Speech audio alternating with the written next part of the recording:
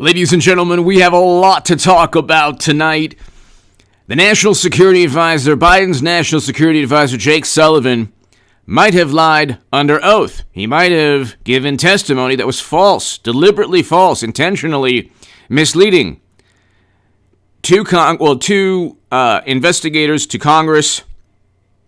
He was all over the place publicizing the Alpha Bank fake news story. And he also testified under oath that he had no knowledge of it. That's a problem. That's a big problem.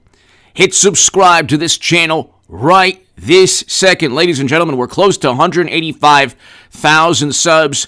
I need your help. Tell your friends. Hit subscribe. Let's get to 185,000 subscribers. I have my stock market crash channel. There will be, unfortunately, a devastating stock market crash. I explain on that channel, so hit subscribe to the stock market crash channel. You could type in stock market crash channel on YouTube. You get that, but it's also going to be below in the pinned comment. Read my article in the Federalist, my latest article in the Federalist pertaining to the stock market crash that's going to happen. That's going to be below. Eric and Luke, thank you for being amazing moderators. Subscribe to Eric's YouTube and Odyssey channels. Luke St. Martin, thank you so very much as always as well. People, to my super chat, I can't do this without you, ladies and gentlemen. Ring in! Well, you know what? USA kicks butt. Thank you. Want to be the first? Thank you so very, very much. Ring in Constitutional. Thank you so very much, Brandon. Yeah. Ring in Constitutional. Thank you for always starting it off and always your support. And USA kicks butt. Your support as well. Thanks, everybody. Ladies and gentlemen, let's listen to a really, really interesting Fox News segment. Really quickly, let's just listen to this because the Fox journalist, she's absolutely wonderful. She breaks it down along with a Florida Republican, Greg Steube. He's very good. But check this out. She says it better than I can. And he also explains what's going on. And we'll get to the Jonathan Turley article. But the Durham probe special counsel is circling around Jake Sullivan, and here's why. Check this out. But I hear what you're saying. I want to explain this. This was Hillary's big push to get the FBI to investigate Trump, to claiming that Trump businesses their computers were talking to Russia's Alpha Bank. The FBI debunked it. It was hotel spam marketing. In other words, a third-party computer server was sending out marketing spam emails about Trump hotels and properties to Alpha Bank. Robert Mueller didn't touch it. We've got to move on to Jake Sullivan. The indictment against Democrat lawyer Michael Sussman, he pleaded not guilty to lying to the FBI. Biden's now National Security Advisor, Jake Sullivan, he was in this web of Democrat insiders as Hillary's foreign policy advisor. He knew about the fake Trump-Russia Alpha Bank story. Sullivan testified to House Intelligence in 2017. He didn't know anything about it. If he didn't know anything about it, why was he running around to CNN, ABC, CBS, NBC, and Fox News with this Trump Alpha Bank story? All right, ladies and gentlemen, so here's the answer, because he did know. Lisa Burkett, thank you, Lisa. Thank you so very, very much. Thank you, Lisa Burkett. Thank you so much.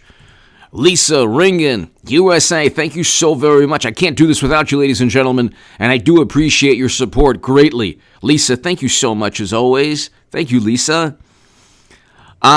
Jake Sullivan was the closest advisor to Hillary Clinton. Okay?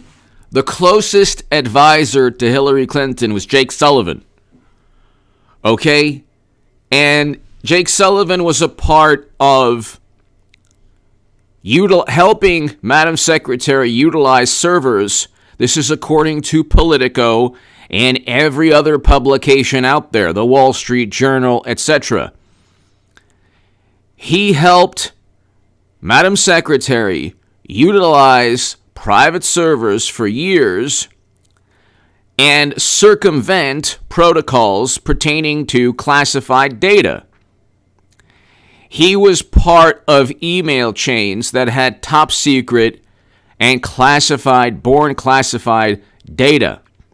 The excuse that they gave was, well, we didn't know we would be receiving classified information. This is, of course, nonsense. This is, of course, absolute nonsense.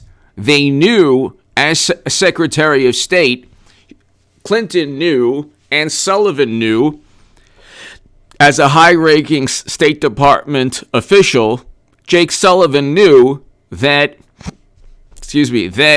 they would be receiving top secret and special access program intelligence.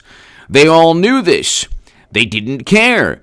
Nobody in media cares. The political establishment didn't care, left or right. I mean, let's put it this way. They reported on it barely. I was one of the few people to write about this in The Hill, The Huffington Post, Salon. I have But Her Top Secret Emails, But Her Deleted Emails, and Debunking the Trump-Russia Myth on Amazon. Those are, very short books on each topic. But Jake Sullivan was very important in helping Clinton utilize those servers and also just giving her, basically foreign policy advice. And you could see it's translated, the wonderful advice Sullivan has given Clinton has translated to the fantastic foreign policy, absolute debacle catastrophe of the Biden administration. But Jake Sullivan knew, sorry about that. Jake Sullivan knew that they were framing and setting up Trump. He knew this. That's why he was on all the cable stations and being interviewed by media on the Alpha Bank story. The entire Alpha Bank story server was meant to deflect from the servers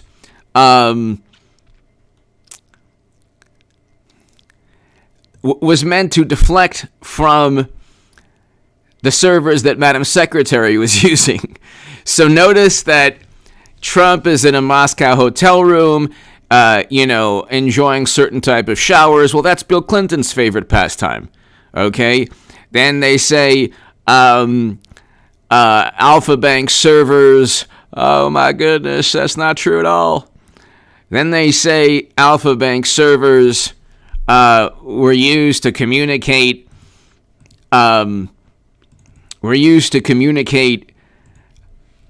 With the Kremlin. That we found out is complete nonsense. Okay, everything they're guilty of. Oh, Trump pressured Zelensky. Trump pressured Zelensky. Actually, that the opposite is true. He didn't pressure Zelensky. But you know who did pressure people? It was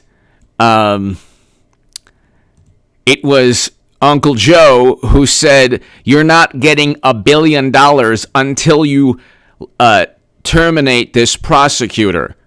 When was the last time, ladies and gentlemen, a vice president forced, when was the last time a vice president forced a prosecutor out of another country? Does that make any sense? Does that make any sense?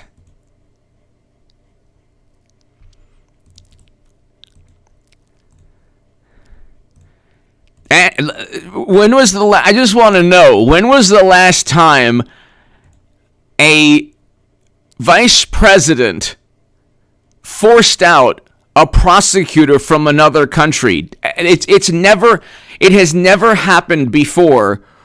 It might have happened. I don't know when.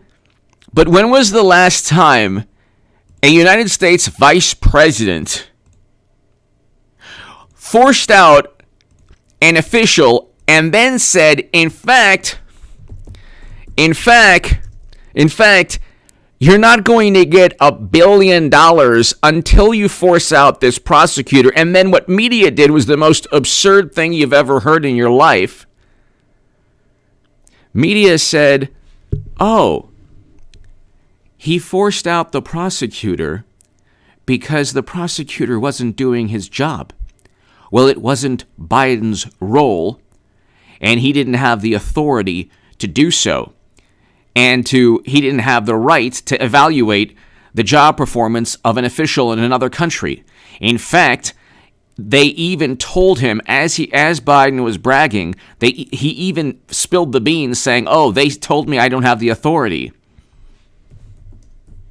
So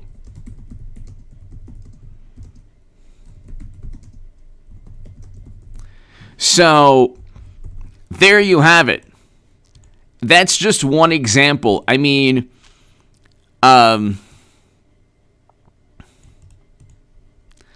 just one example, ladies and gentlemen. So let's just go ahead and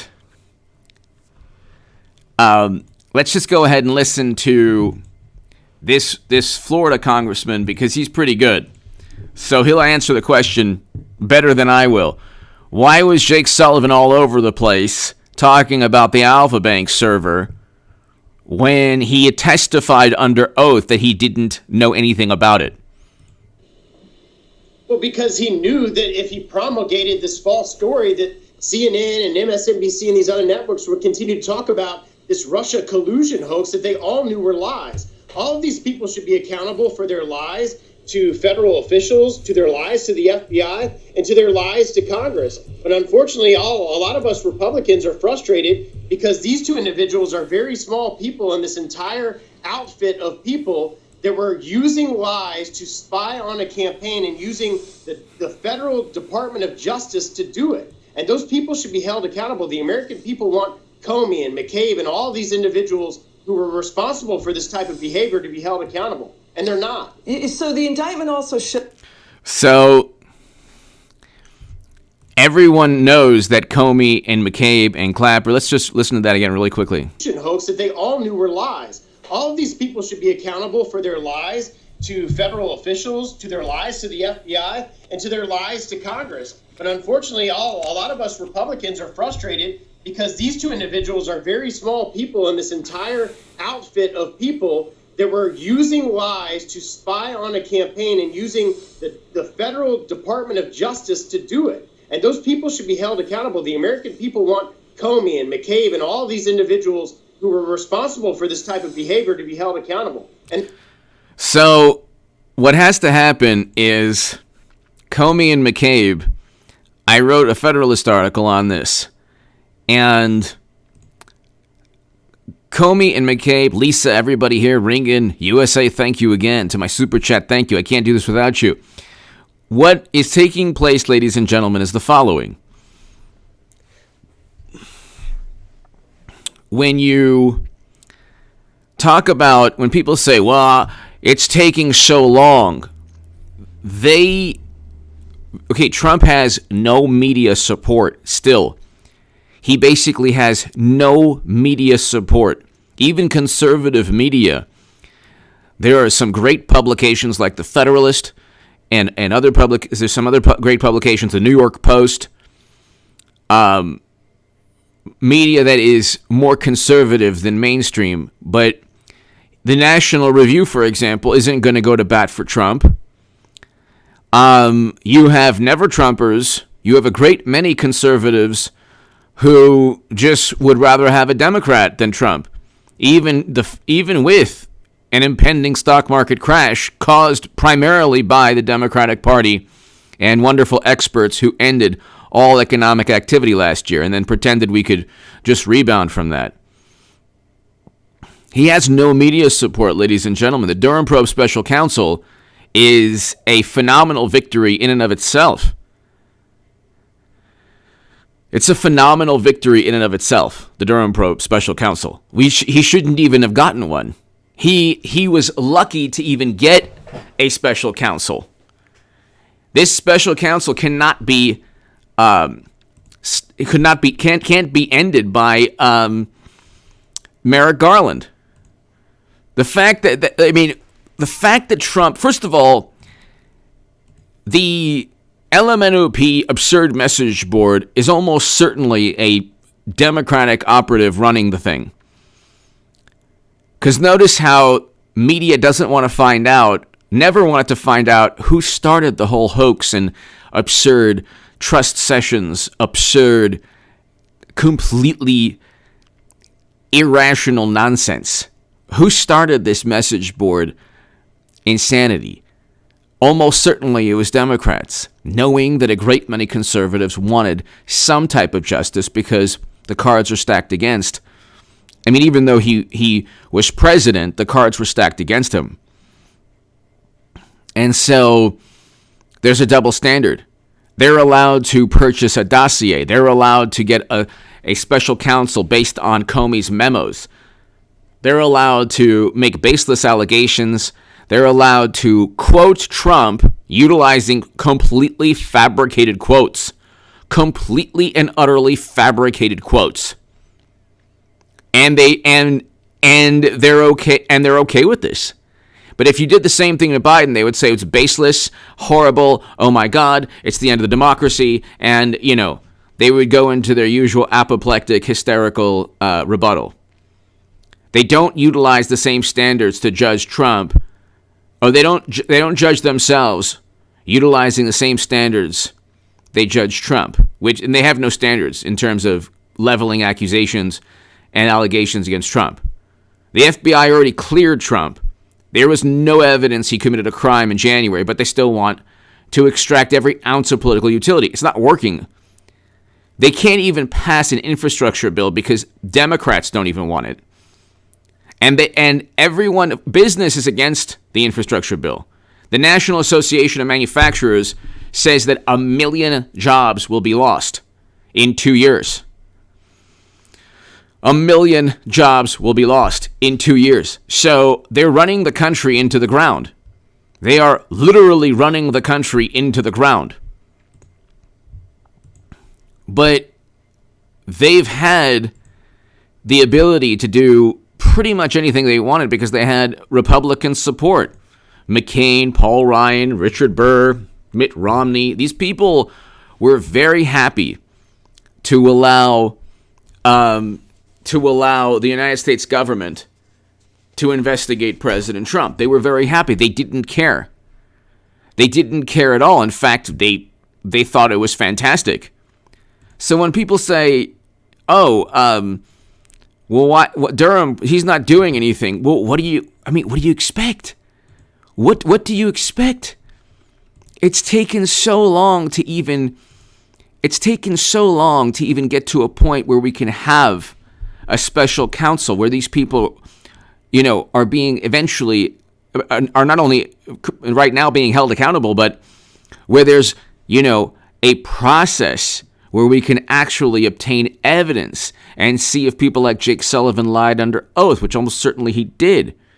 So they went after Michael Flynn for lying to Peter Strzok, which never happened, almost certainly never happened. We're relying on the honor system with agents who were already known to despise Trump. So I don't even understand how that happens. Michael Flynn was the only reason he was indicted was allegedly lying to Peter Strzok. Peter Strzok was kicked off of even the Mueller probe for bias against Trump. When you're kicked off of even the Mueller probe, when you have only people who despise Trump, that says something. That says something when you're kicked off the Mueller probe, and you're kicked off a probe that is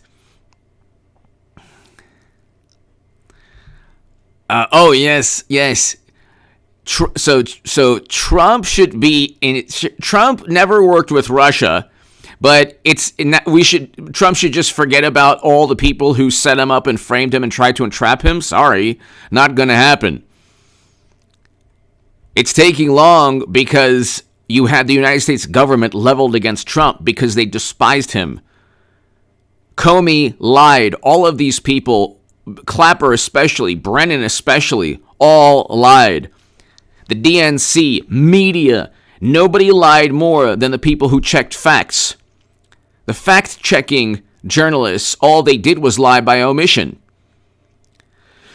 Trump told the truth for the past 4 years. He never worked with Russia. He never pressured Zelensky. He never told people to commit crimes in January. He never did any of these things. Does he engage in hyperbole? Yeah, every president does. But they were obsessive with him. They never fact-checked Trump-Russia because they perpetuated the hoax and the fake news story. Vicky, I agree. President Trump needs a much better public relations machine. I agree. Much better. But, it's taking a while because you can't just indict Comey, even though you know he lied under 18 U.S. Code 371, along with McCabe. I wrote about that in the Federalist. You know that he lied under oath. It's either he lied or Attorney General Loretta Lynch did, because Attorney General Loretta Lynch said, "Well, I never told Comey to call it a matter, so he didn't have to have that press conference." And Comey said, "Oh, well, I needed to have a press conference to exonerate Madam Secretary because I didn't trust the Justice Department." This is while the Justice Department and the FBI were all in on trying to set up and frame Trump. You'd have to be a complete imbecile to believe. And so each of them said, well, Comey said, yeah, she told me to call it a matter. And then Attorney General Loretta Lynch said, no, I never told him to call it a matter. That's a lie right there. Somebody's committing perjury. And they all testified under oath that the other person didn't tell the truth. But again, the way Democrats work is it's like they hide within this cloak of plausible deniability. And at the end of the day, you had people like Jake Sullivan spreading a fake news lie. Nobody lied more than Democrats and media. Nobody lied more than Democrats and media. And it's pretty unbelievable. The Alpha Bank server fiasco is just one of the many stories that they tried to perpetuate, which, of course, was complete and utter nonsense. Complete and utter nonsense. But let's listen to this Florida congressman. Okay, hold on one second. Indictment also shows that Sullivan was briefed about Hillary's secret project to paint Trump as colluding with Russia via email traffic between Trump computer servers at the Trump Organization and Alpha Bank. Sullivan got emails in September 2016 from Democrat lawyer Mark Elias about the, quote, Russian bank allegations. That was just 4 days before Democrat lawyer Michael Sussman took those Alpha Bank allegations to the FBI General Counsel, Jim Baker. So, but then he's later testifying he didn't know about Fusion GPS and the Steele dossier. He didn't know what Mark Elias was doing, despite Mark Elias' significant role in the Hillary campaign. He said they didn't do anything with it. They didn't do anything with it. They put it inside the FBI to go after Trump. You know what I mean? So this is Fox News journalist is absolutely fantastic. She's wonderful. And so Jake Sullivan could very well be indicted. Very well be indicted. Ian Moyer! Thank you, Ian. I can't thank you enough, Ian.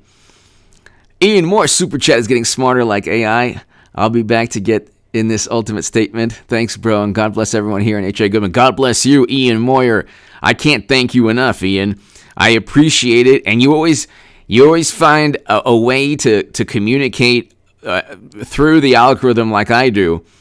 Ian, I can't thank you enough. God bless you. And everybody here, thank you so very much. Ian Moyer, thank you. Greatly, greatly appreciated. I don't have $20 million in venture capital funding like wonderful socialists. We have the wealthiest socialists. We have the wealthiest socialist pundits you've ever seen in your life. It's unbelievable. It's unbelievable. $20 million in venture capital, and then they think they're democratic socialists. Ian Moyer, thank you so very, very, very much. As always, Ian, thank you. Let's listen to this. This is really interesting. So, by the way, will you guys hold hearings on this if you take back control of Congress? Well, and that's the key, is we have to have the gavels and we have to take the House back in order to do it, because the Democrats aren't going to do it. But absolutely, there's going to be a reckoning for a whole host of things when we take the House back in 2022. And all of these people will be investigated to the fullest extent of the law, and referrals will be made to the DOJ. If they in fact lied, which obviously he had knowledge of things that he misrepresented to Congress, they should be held accountable. They all lied. They all lied. We knew they were lying in 2018, 2017. They all lied. All they did was lie. All they did was lie. We all know this. Ian, thank you again. We all know this. J-Spot, hello. Everyone knows this. Everybody knows this. They all lied. They set up Trump, and they didn't care at all. They didn't care. They were drunk with power, and they're just as intoxicated and inebriated today. The infrastructure bill is an example of hysterical mania. It's an example of working to actually ruin the economy further. The whole point of a social safety net, so they're like, oh, it expands the social safety net. Fine. The social safety net is for people, a great many Americans, who unfortunately, because of a lack of jobs or a lack of economic growth, need the safety net. What Democrats do is they keep people impoverished. They either actively keep people impoverished with foolish policies, or they ignore poverty. There are Democratic-run cities, counties, areas of the country that have been poor in the 70s, 80s, 90s, and in the 2000s, in the past 10 years, and they'll continue to be stuck in poverty. You will never get Democrats to say, okay, let's look. Trump tried to do this, and he was, of course, demonized because they said, well, it's not working as fast as you thought it would. It's like, well, at least he's trying. There are areas in the country that Democrats preside over that are impoverished for decades. And then they say, well, oh, we're so moral because we want to increase the social safety net. Yeah, well, that's fine. But make sure that you put people in a situation, in an economic position where they don't need to take advantage of every social safety net that you want to expand. Generally, you want people to gain wealth. They're so quick to talk about wealth disparities and reluctant to talk about their role as a political party, the Democratic Party, in keeping people impoverished. You don't force an end to economic activity because really smart people told you to do so. This is what a maniac does. You do not force, because South Korea and Sweden and other countries did not do that. It was a choice. They made a choice. Ysidro Lopez, let's go, Brandon. Ysidro Lopez, thank you so very, very much. Let's go, Brandon. Isidro Lopez, thank you. Watch, one of these days the algorithm is gonna prevent people from saying Brandon. If your name is Brandon. Isidro Lopez, thank you so very, very greatly appreciated. Isidro Lopez, thank you. Gamer with opinions, call them socialist, commies, whatever tags is buzzing in the end. They are all capitalists. I agree with you on that. Isidro, thank you. I agree with you on that. Yep. Oh, they're all capitalists. They love money. The socialists in our country who are pundits love money. Look, let me tell you something. Like I say, I respect Jimmy Dore because he's honest and he's truthful. I disagree with him on certain topics, but Jimmy Dore is an honest, truthful, genuine person. That's why they despise him, because they're all fake. They're so fake. The $20 million venture capital people are such phonies, you can't believe it. Even Bernie Sanders, like, oh, I indict, I don't indict, who knows? I mean, I endorse, unendorse, you know. Gamer with opinions, thank you. Isidro, thank you. The Big N62. Yo, H, what are the chances wins in 2024? Keep up the good work, brother. Thank you so very much. The Big N62. Look, if there are no shenanigans, which of course there weren't, if there are no problems, which of course there weren't,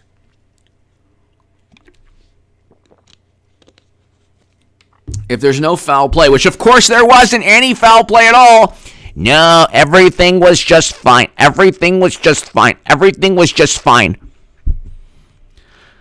Then Trump wins, no problem. JR, yes, I like that. I think that the Big N62, I think Trump has everything he needs, especially with the House. You heard it from the Florida congressman just now, especially with the House, investigating endlessly, which they should. Frankenstein, let's go, Brandon. Let's see them ban that. Exactly. They're going to ban the name Brandon. Frankenstein. They're going to ban the name Brandon. Frankenstein. Thank you as always. I hope all is well. John M. Thank you. Thank you, John M. I can't thank you enough. John M., thank you so very much. Thanks for being here. Thanks for watching. I appreciate your support. I appreciate your support. Thank you so very, very much. John M., thank you. Greatly, greatly appreciated, John.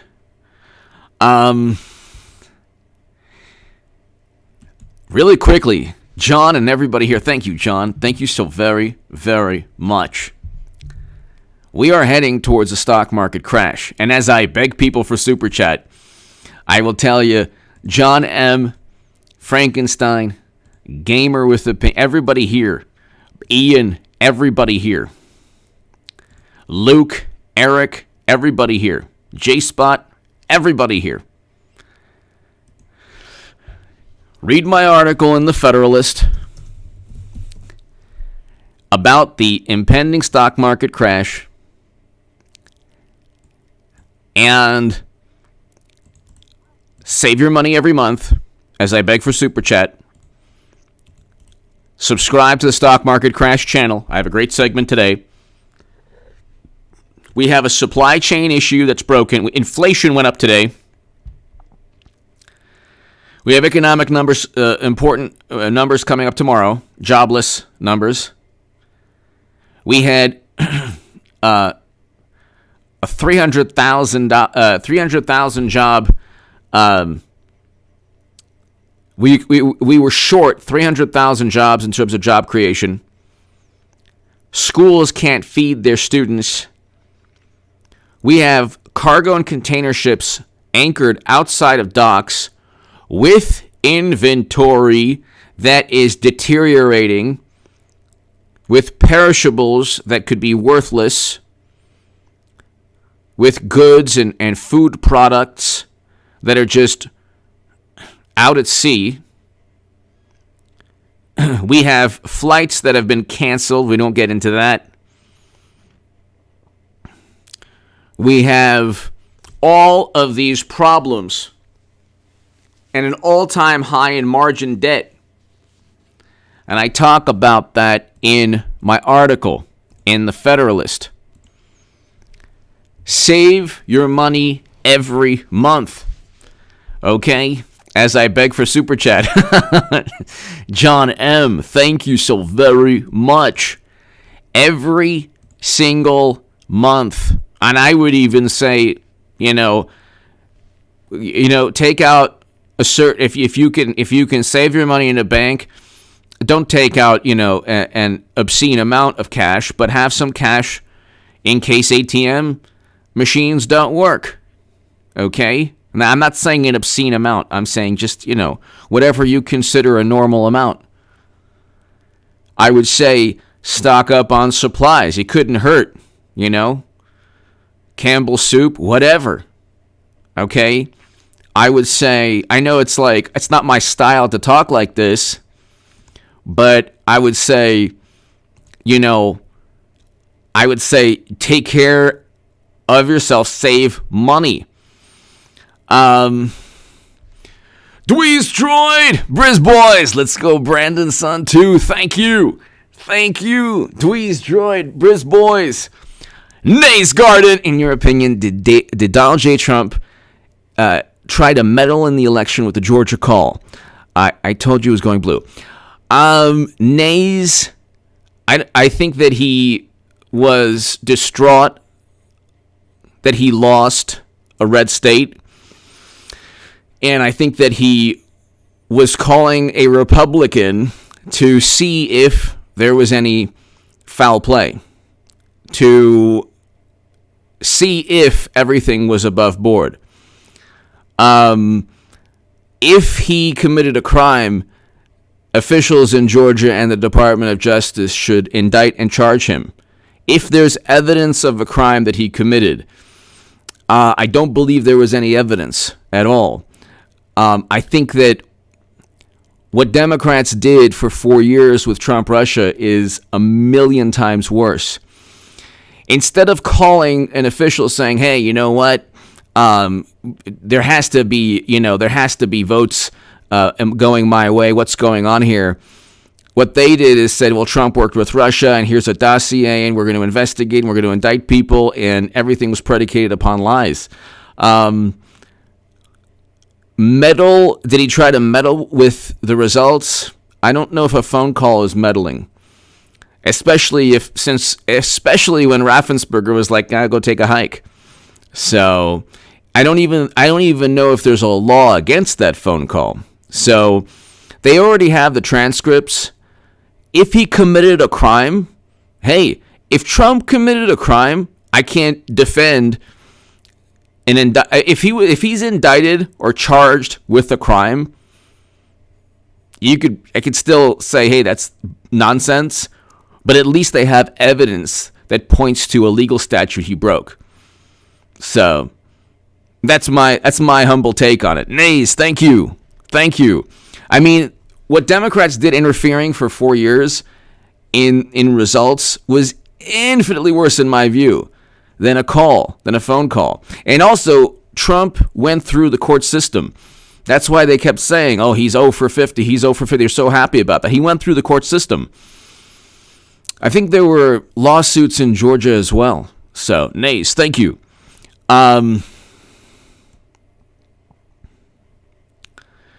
Ysidro Lopez, thank you again. First it was Southwest, next will be National Truckers Strike. Wow. Yes, that's right. Truckers are everyone. It just seems like the entire United States economy, there's going to be a stock market crash. There's going to be, you can't, that's right. You can't, Ysidro, thank you so very, very much. We have a shortage of truckers also. The original sin, ladies and gentlemen, you see Joe, everyone here, Nays, Dweez, Droid, John M., thank you. The original sin was shutting down the United States economy. The original sin was preventing economic activity. You can't do that. Cancer and heart disease ended the lives of more Americans, but they kept McDonald's open and closed gyms. You can't address serious issues by ending all economic activity and then, like a light switch, flipping on the economy and saying, oh, we're back. Oil is almost at $100 per barrel. Oil is almost at $100, could reach $100 per barrel. Natural gas, which, by the way, runs power plants, electric power plants, is double in price in the U.S. and 5 times as expensive in Europe. Inflation numbers went up today. Food prices have gone up way past inflation, overall inflation. Everything is either at an all-time high or an all-time low. Oh, Lord. Excuse me. Everything is either at an all-time high or an all-time low in terms of an economic indicator pointing to a dire situation. And so you have a situation, ladies and gentlemen. Nays Garden! Thank you so much, Nays. I hope all is well. I hope all is well. Nays, hope all is well. Thank you for the Warrior of Truth, H.A. Goodman. Thank you, Nays Garden. Thank you.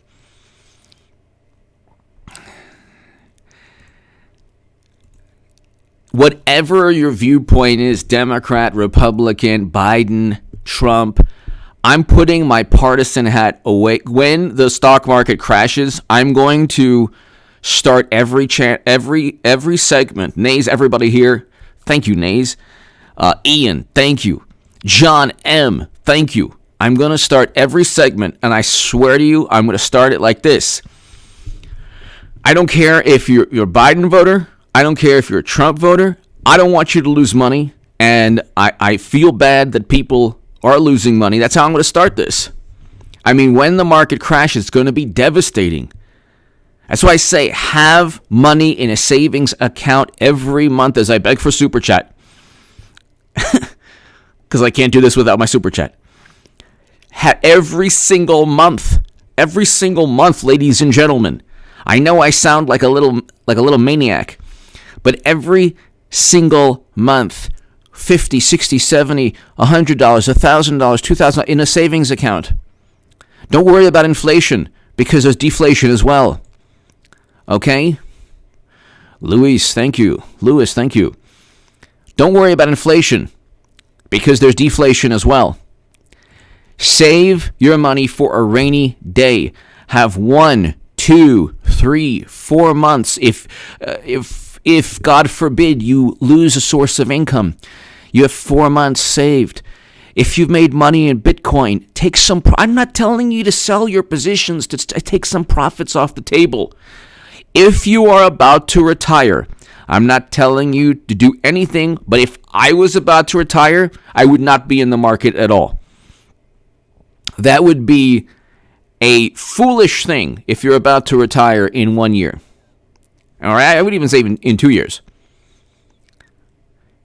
If you're about to retire, if I was about to retire, I would just make sure I have all my principal and I have all my gains, and I would get out of the market and I would just be in cash or CDs. If I was about to retire, I wouldn't worry about growing money right now.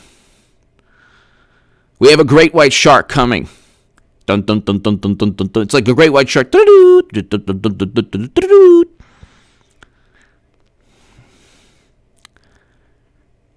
And I had one of my viewers the other night. survived a great white shark attack. Okay? I said, have you ever seen the cold, lifeless eyes of a shark? And he wrote, yes, I did. I was attacked by a great white. I was like, oh my God. One of my viewers survived a great white shark attack. Okay? But that's what, like, I told people with the uranium. The deal was, the issue was the when I would tell the uranium sales, the commodity is through the roof now. Every commodity is at record highs. So I would say, I would say to, like, you know, my wonderful, morally superior liberal friends, do you realize that they gave 20% of U.S. uranium capacity to Putin? And then I would get, well, it's a commodity. And I said, yes, it's a commodity, but you gave 20% of U.S. uranium capacity to Putin. At one point, well, it's a commodity. It was a commodity sale. I said, yeah, it's a commodity sale. What is the point? You keep bringing up that rebuttal. What's the point of it being a commodity? Now the commodity's through the roof. Do you get it? Do you get why it's so annoying? I said you could have vetoed the sale. Why did you do that to your rival? Why did you allow your rival to take a strategic for nukes? Does it make any sense? Do you understand what I'm trying to tell you? And then I get, it's a commodity. It's like, it doesn't make any sense. Their responses make no sense. Well, it's just a commodity. Yes, so what? It's a commodity you could use to build, I don't know, something called nukes. If processed differently. But then again, it's like impossible. It's like impossible.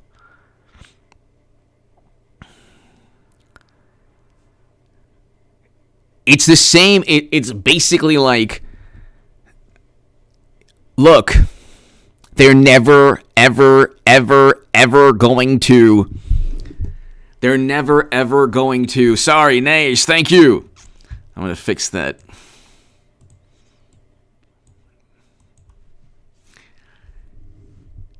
Thank you, Nays. Thank you. They're never going to, hopefully this is better. They're never going to admit. You will never, when the stock market does crash, and it will, unfortunately, and it's going to be devastating. I'll pull it back a little bit.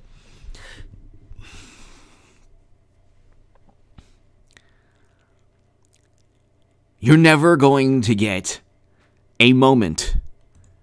John M., thank you. Nays, everybody here. You're never, Ian, thank you as always. You're never going to get a moment, ever.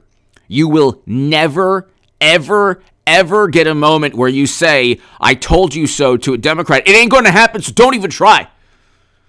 Don't even try to say, I told you so, because it doesn't matter. It doesn't matter how bad things get. It doesn't matter. They're always going to say, at least Trump is not tweeting, which I don't want him back on Twitter. I like Trump. I'm voting for him again in 2024. I don't want him on Twitter, God forbid. Like I said, you could be swimming in the ocean, a great white shark. You could see the dorsal fin of a great white shark coming at you. Suddenly, 40 jellyfish are right next to you with their stingers. Piranha set in the ocean, piranha, okay, and then barracuda. They're about to just eat you alive. Lightning can hit you from above.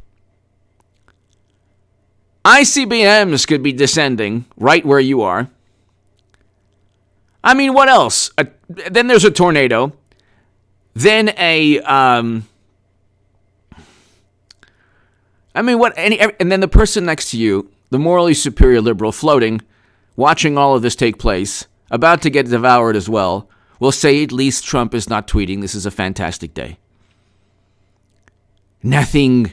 You can never say I told you so. You could never even say it's a bad day. Everything from trucking shortages, truck driver shortages, dock worker shortages, inflation running rampant, all-time high in margin debt, hundreds of trillions of dollars in derivatives, nightmare, hedge funds going under, banks possibly being bailed out. They won't care. They won't care. It will be, at least Trump's not tweeting. They won't care. So you have to take that into account. Thank you, Nays. You have to take that into account. If I have a football team and my rival likes to lose, which is not normal. Your rival likes to win, usually. If I have a football team and I beat my rival, my crosstown rival, 100-0, and I say, yeah, beat you 100-0, what's up? And they're like, yes, we love it. We love losing. Yeah, we love it. Thank you. Yeah, I love it. No, we won. We won by losing. You're not going to get any satisfaction at all. And there's no satisfaction from people losing money, but I mean, you would think that when the stock market crash does hit and we have another financial crisis because of a $3.5 to $5 trillion, they say $5 trillion, some people say $5 trillion, not just $3.5 trillion, budget that the Sinema and Manchin, other Democrats don't want. You would think maybe when the stock market crash does take place, which, God forbid, but it will, unfortunately, maybe Democrats will say, maybe we shouldn't have voted for Biden. Maybe, Trump was mean and crude and rude, but he had a good economy. But you'll never get that. You will never, ever get that. There are millionaires in New York and Los Angeles, millionaires who have multi-million-dollar homes in New York and Los Angeles. And there's a homeless crisis, especially in LA. Right next to multi-million-dollar. There are human beings on the streets of primarily Democratic-run cities. Fix that problem, but they don't.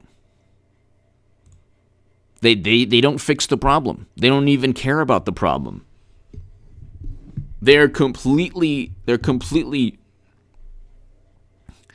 live within their own bubble.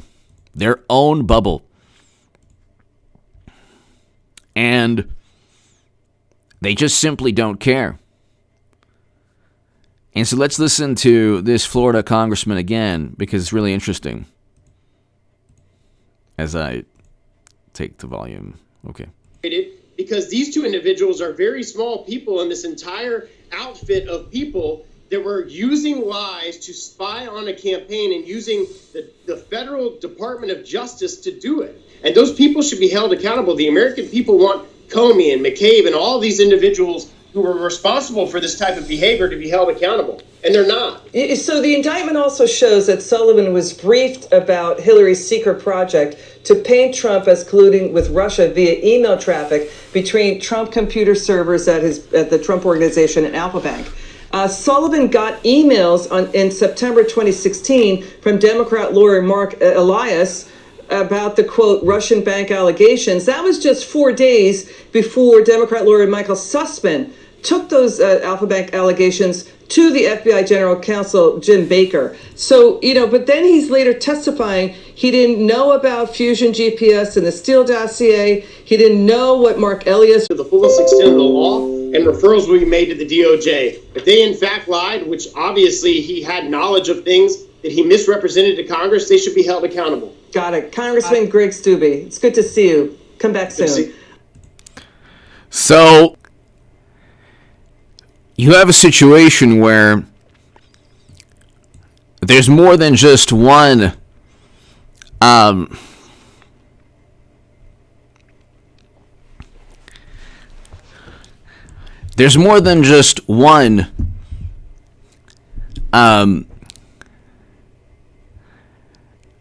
attorney at that law firm.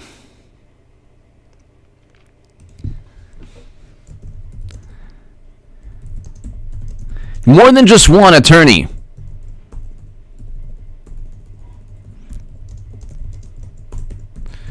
And they mentioned the attorney. So there are more people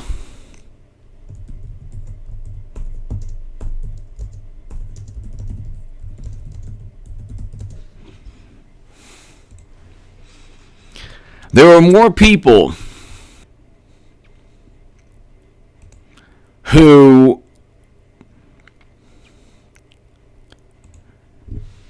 there are more people who were a part of setting up and framing Trump. It wasn't just Sussman. And there are more people within his there are more people within his own law firm. So he's just one of the people within. Sorry about the buffering, ladies and gentlemen.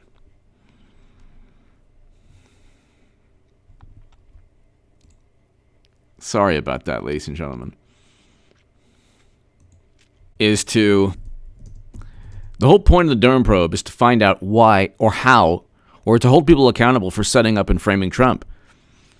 See, like, I don't care what a book says about Clinton, or I don't care what a book says about Biden, or a quote he said, or what he tweeted, or what he, if a phone call or whatever.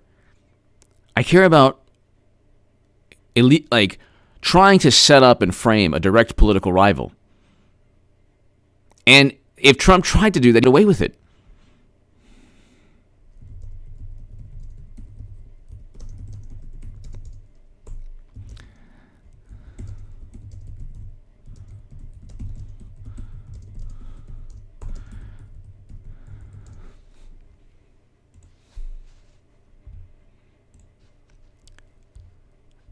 That's the thing. It's like, you cannot do that. You can't go ahead and set up and frame your direct political rivals. You can't do that. I mean, if Trump did something in his past that was criminal, then if he was engaged in laundering or some kind of criminal activity in his tax returns, then indict him, charge him. But they can't. If he tried to organize January, then indict him.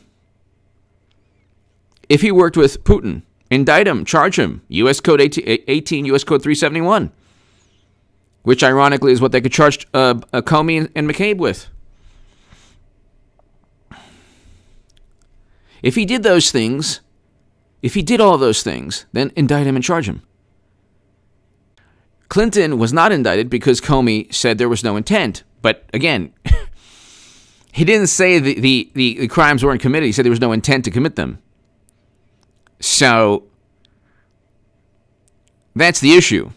There was no servers. Like, they had to make things up. And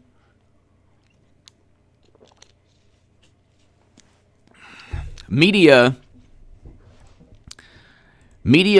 ran with it and said,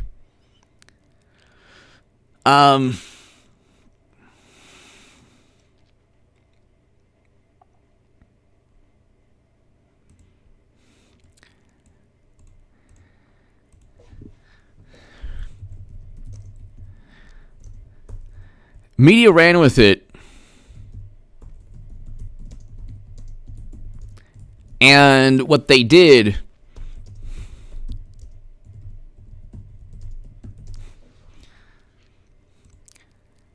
is they lied every single day. They lied every single day. And they said Trump is everything that they accused Trump. Like, this is the thing. President Trump is not perfect. He's not perfect. He's a human being. There are things that he said he probably shouldn't have said. I don't think he should have said certainly, but who cares about words in this day and age? That's why Dave Chappelle is like a hero. Not for any offensive statement or for hurting anyone's feelings, but he's a hero for actually engaging in comedy Like, you can't silence Dave Chappelle because he's a cultural icon. He's an American icon, like Richard Pryor. You can't silence or suppress or try to marginalize an icon with outrage. But I don't care about words so much. I care about action. His actions were pretty much, pretty good. His actions were pretty good. And if his actions were all that they claim, then he would have already been indicted and charged. This is the disconnect from reality. If he indeed caused January, then indict him. Or stop talking about it. If he indeed did all of these things, that's why, look, in General Milley, we go from Patton, MacArthur, Eisenhower, all the way to Schwarzkopf, now to Milley. How we got to this person, I have no clue. This man is reading books on social theory, and then he's calling generals in rival countries, giving them the heads up. It's like, do you really think this is like the nonsense? There's not a chance in the universe that anyone in China or the PLA or their military thought that Trump was going to launch a nuke to get back at Biden. That would never have happened. What was the call like? I just want to let everybody know that Trump isn't going to launch any ICBMs. Okay? Are you worried about that? Are you worried about that? Because our intel says that you were. No, that was a lie. Of course that was a lie. But honestly, all they do, every single story about Trump is like, we had to stop Trump because he was thinking, he was so upset that he lost the election that he was thinking of actually testing nukes. Where he wanted to, Yellowstone National Park. Yeah. Yellowstone. And also the Grand Canyon. Yeah, the Grand Canyon. Yeah.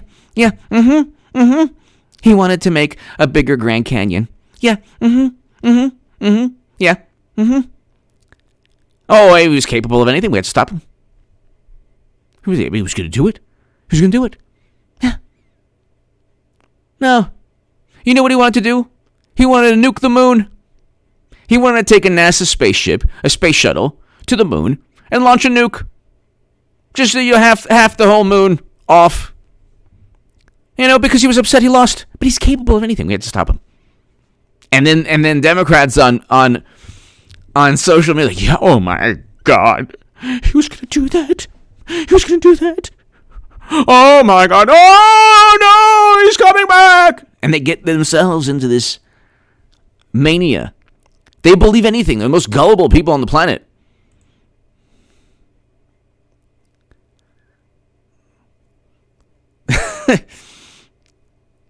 They'll believe anything.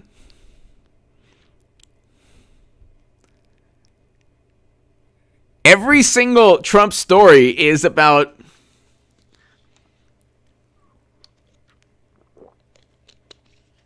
what he allegedly tried to do but couldn't do and was thwarted in doing. And oh, thank God he was thwarted. And oh, thank God. Oh, my God.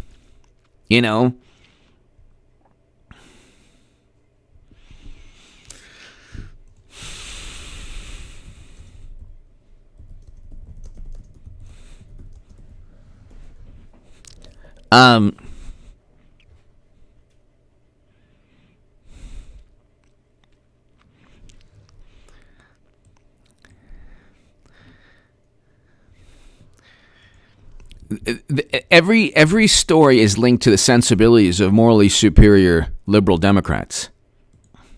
That's every story. It's what Trump could have done, what he stopped from doing. We had to stop him. This is why we engaged in all this criminal behavior. We had to stop him. We had to impeach him. Then they impeached Trump. They're like, well, he doesn't have to commit a crime. Yeah. Why are you impeaching him, though? You're talking. You're talking as if he committed this crime. Even Zelensky, president of Ukraine, stated he wasn't pressured. The president of Ukraine, the reason that Trump was even indicted or impeached, was because of an absurd notion that even was refuted by Zelensky himself. Sharon Isaacson, Sharon! Was Trump agitating his agitators by tweeting? Trump just seems sober.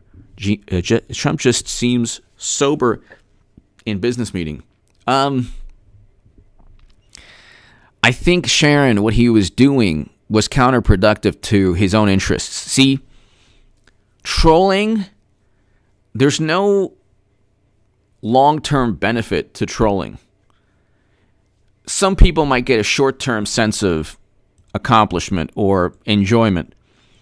The long-term benefit, there's no long-term benefit. And so they derive political momentum. They derive political momentum from anger, indignation at Trump. That is bad because, like I said, anything that does happen, well, at least Trump is not in office. So that's the issue. Like, you don't want to give Democrats have, they don't have, Sharon, they don't have any political momentum without every conceivable advantage. So, for example, you have Jimmy Kimmel and Seth Meyers. Their endless obsession with Trump is being reported on as news by the New York Times. And other publications like, oh yeah, Seth Meyers brutally mocks Trump. Jimmy Kimmel incinerates and mocks and denigrates Trump. This is the first time in American history where newspapers are reporting on the comedic routines of former comedians, now Democratic operatives who just despise a politician. This is not news. It's not news.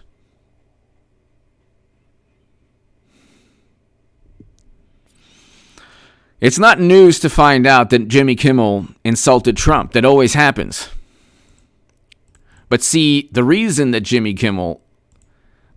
people care so much about insulting Trump is because, his personality just enrages them.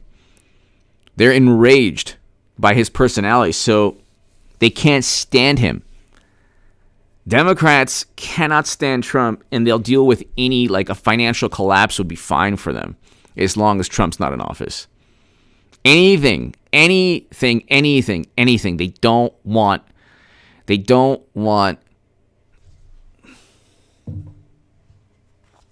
Sorry.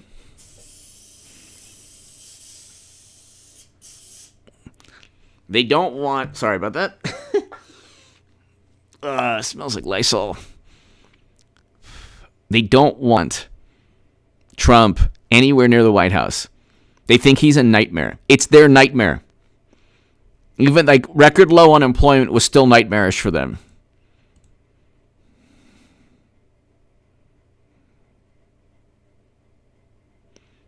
So,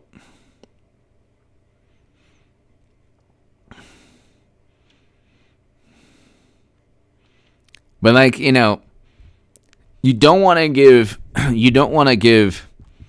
them any political momentum. That's why I say, look, Biden won without any social media presence at all. Being on Twitter can only hurt Trump. It makes no sense to me at all. It makes no sense at all. It actually, you know what it is? It's being on Twitter every day is like playing Tom Brady in Foxborough in minus 10 degree weather with inflated balls and whatever.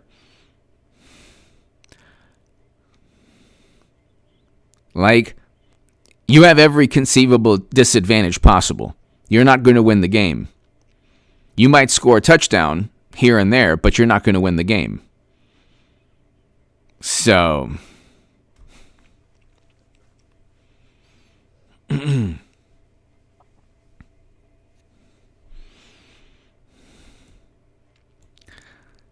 just don't give your political rival any momentum.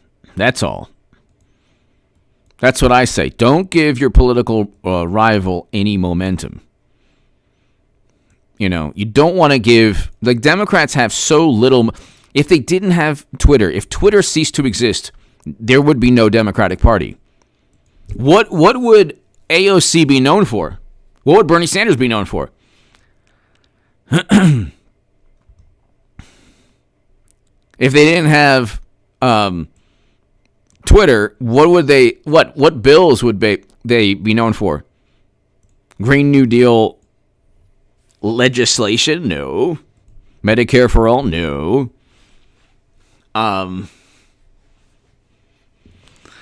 Twitter is a place just to argue with people. I told people 3 years ago, I got off Twitter. It was the best thing that ever happened. One of the best things I ever did in my life.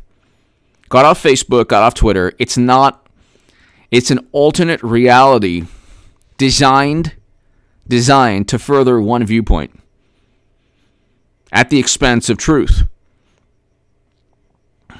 It is a place where people can hide behind a computer screen and just, be somebody.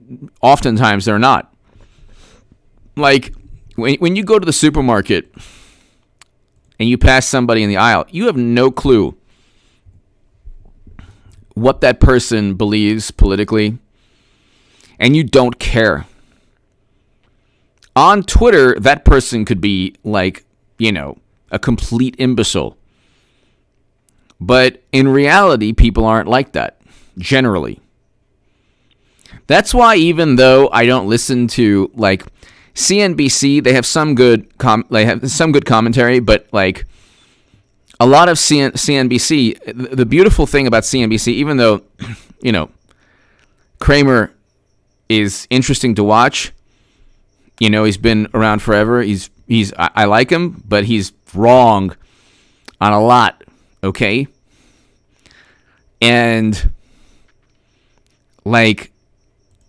They're not really talking about a stock market crash, although they're talking about, like, they're trying to say that this will pass in a way. It ain't going to pass. It's going to get worse. But the great thing about watching CNBC, and this is the beautiful thing about it, it's actually a beautiful thing. It is the one station. And by the way, like I said, they're not right about a lot, but like, they actually have, when they do talk about, why, natural gas has spiked and all this stuff, it's actually good. They have, analysts from different firms talking about, the reasons behind it. It's good. The whole, like, oh, you know what, buy this stock, buy that stock. It's like, I don't listen to. I don't buy stocks. I'm not in the stock market. That's why I would not be in the stock market now, even if I wanted to buy stocks, because it's going to tank big time. There will be a devastating stock market crash. But the beautiful thing about CNBC is that there's no politics. The Democratic Party has not infiltrated the CNBC hosts or the producers, because a lot of them vote Trump. A lot of them voted Trump. So clap back. My favorite thing Trump would do was tell the press, go say it, instead of next question. Yeah, that's right. That's right. That's right. I love that. Sharon, thank you. Clap back. Thank you so very, very much.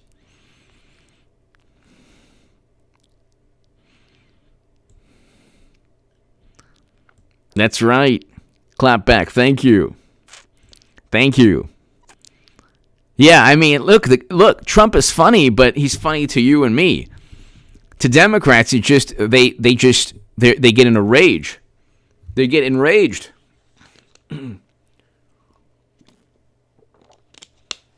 But I noticed this the other day watching CNBC, and they're not talking about anything I'm talking about. They would probably think I'm out of my mind. But I love watching CNBC because, not MSNBC, CNBC, because they're the last bastion of anything apolitical. They really are. It's so beautiful. Like, it's just because a lot of them are conservative or vote Trump. That's like the one. Keep on like getting cold, warm. That's like the one network. Oh, look at this. Fed says it could begin gradually tapering process by mid-November. So there goes the market. There goes the market. There goes the market. I mean, look at this. There goes the market.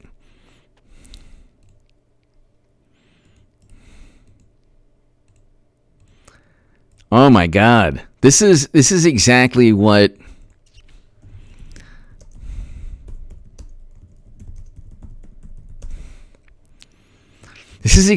they were petrified of, which we knew was always going to happen, which I said, repeated endlessly.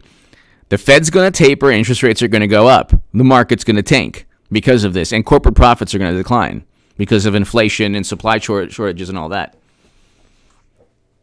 And what they were, petrified of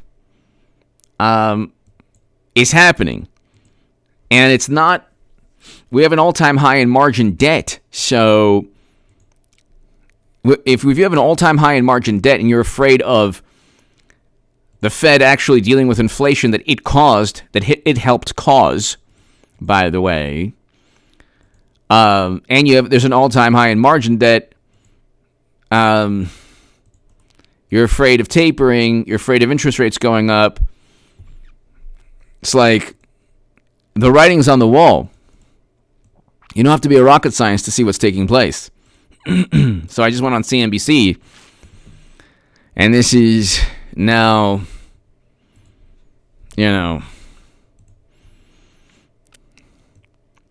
this is, let me see what the stock market Dow futures are.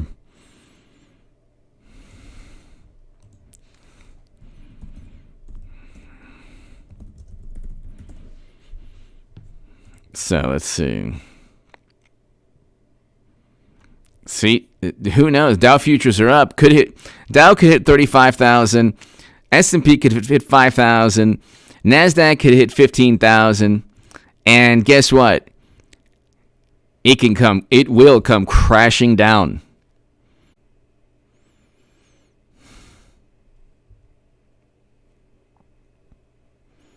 Sorry about that, ladies and gentlemen. You can see the writing on the wall. But yeah, I mean, I love watching CNBC because I actually watch a lot of, there's really good financial channels out there. My channel, Stock Market Crash channel, is like a one-trick pony where I just, focus on the stock market crash. But there's some good young YouTubers that are doing some pretty good, actually some older YouTubers as well, doing some really good financial channels. The ones that are talking about the crash are going to be right. So the ones that are talking about the gloom and doom, they're going to be right.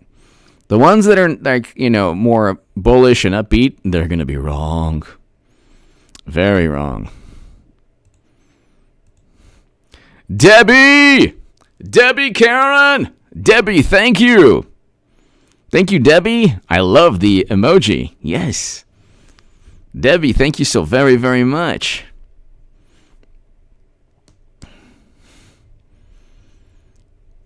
Debbie, thank you so very, very much. Debbie Karen, thank you. CNBC is the last bastion of like a major network that is just completely apolitical. I find that refreshing. And because you know what? It's money. Money.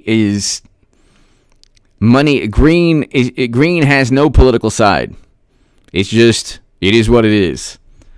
So Democrats can't, or liberal sensibilities can't tarnish whatever dialogue or discourse or debate that's going on when it pertains to the stock market.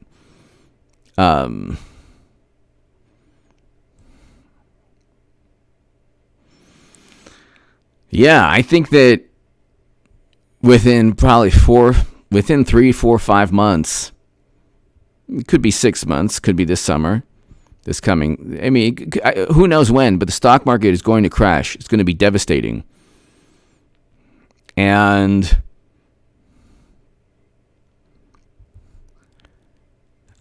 when corporate profits decline and the Fed begins tapering and interest rates go up, those three things, and then there could be another catalyst like Evergrande or something like that. Those three things, in addition to a catalyst, you're igniting a powder keg of madness. I mean, what this country did because of hysteria fueled by media and taken advantage of by Democrats. And like I said, Trump should not have acquiesced, but he was trying to get the country back on track in last May. If they had listened to Trump last May, if they had listened to him, we wouldn't be in this situation. We would still have, I'm sure, some supply chain issues, but it'd be manageable. I mean, they would be manageable issues.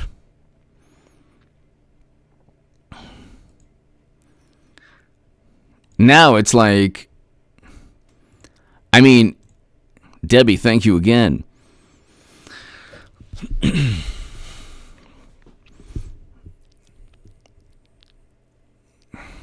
If you look at the economic numbers, there are no good economic numbers aside from aggregate GDP that shows that the country has rebounded somewhat because it's functioning. So an economy that's just actually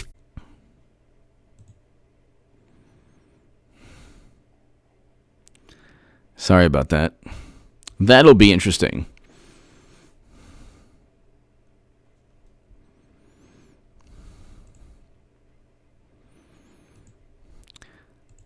Ladies and gentlemen, thank you so very much to my super chat. I cannot thank you enough. Ladies and gentlemen, hit subscribe to this channel, the Stock Market Crash channel. Tell your friends about it. It is right here. I actually have a new background or a new profile on the Stock Market Crash channel, so you might like that. A little bit, it's interesting. Ladies and gentlemen, thank you so much. Eric, Luke, Ian, everybody here, John M., everybody here, thank you so very much. Ladies and gentlemen, thank you to my super chat. I can't thank you enough. Everyone, thanks. I will be back tomorrow. Be here tomorrow. Friday. It's going to be a good evening. Be here tomorrow evening at 7:30 p.m. Pacific. 7:30 p.m., just like this evening. Tammy, thank you again. Thanks, everybody. Be here tomorrow at 7:30 p.m. Pacific. I'll see you tomorrow. Watch the